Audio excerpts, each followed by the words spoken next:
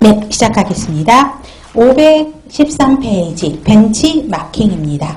자, 벤치마킹은 특히 디귿번 보세요. 성과를 낸 기관들의 성과 차이의 원인과 방법을 확인할 수 있어서 역할 모델로 이용한다. 이게 벤치마킹입니다. 쉽게 말하면 여러분들이 예를 들어서 병원을 오픈할 때, 그쵸?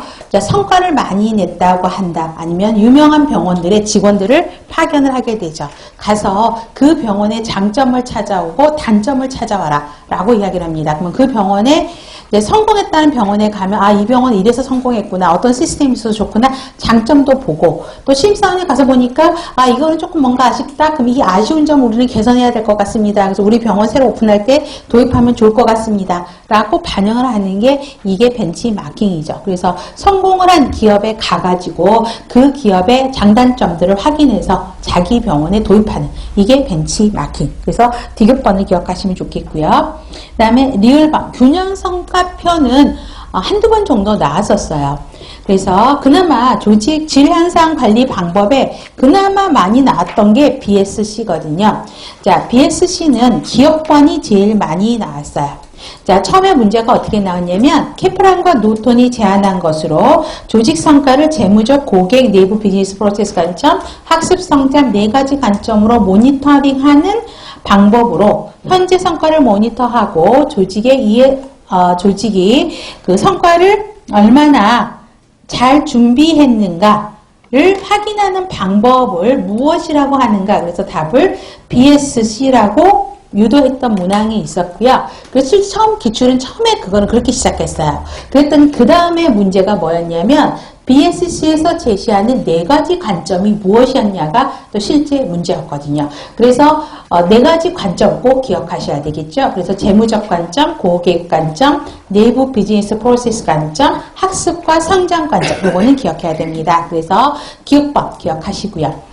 그 다음에 처음에는 고객 조직이 어떻게 했냐면 재무적인 관점에서만 질 향상을 시키려고 이야기를 했었죠. 그랬더니 재무적인 것에 하려고 했더니 문제가 있었던 거죠. 그래서 비재무적인 요소가 뭐냐? 고객 관점. 니은번 보세요. 비재무적인 지표, 고객, 내부 비즈니스 프로세스 관점, 학습 및 성장 관점을 또 지표를 추가해서 성과를 측정하려고 만든 게 BSC입니다. 그래서 디귿번에서도 재무적인 지표, 비재무적인 지표를 가지고 한다라는 것이고요.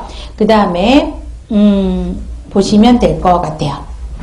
그러면 네, 제가 6번은 빼먹고 있네요. 자, 책 보니까 6번 하고 넘어갈게요.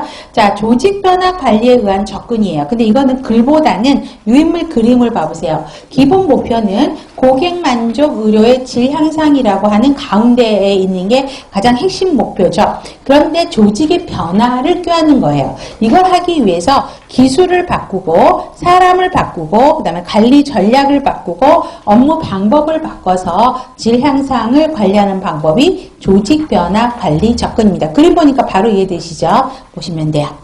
그 다음에 균형성과표는 지금 꼭 기억해야 될 게 기읍번 기억해야 되고 그 다음에 디귿번 재무적인 지표와 비재무적인 지표를 가지고 평가한다 라는 거 기억하시면 좋겠습니다. 그 다음에 미음번 균형성과표의 구성 요소입니다.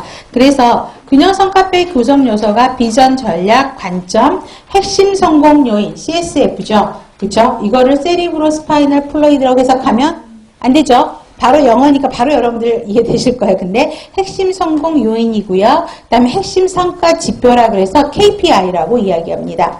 그 다음에 인과관계, 목표, 피드백이 균형 성과표의 구성 요소입니다. 그래서 그나마 또 추가로 나온다 그러면 구성 요소에는 어떤 것이 있느냐가 나올 가능성이 있겠죠. 근데 아직까지는 그렇게는 나오지는 않고 있고요. 비전이 있어야 되고 전략이 있어야 된다는 거죠. 비전 그러면 바람직한 조직의 미래상 우리 기획의 계층화에서 배웠습니다. 그 다음에 전략을 갖고 있어야 되고요.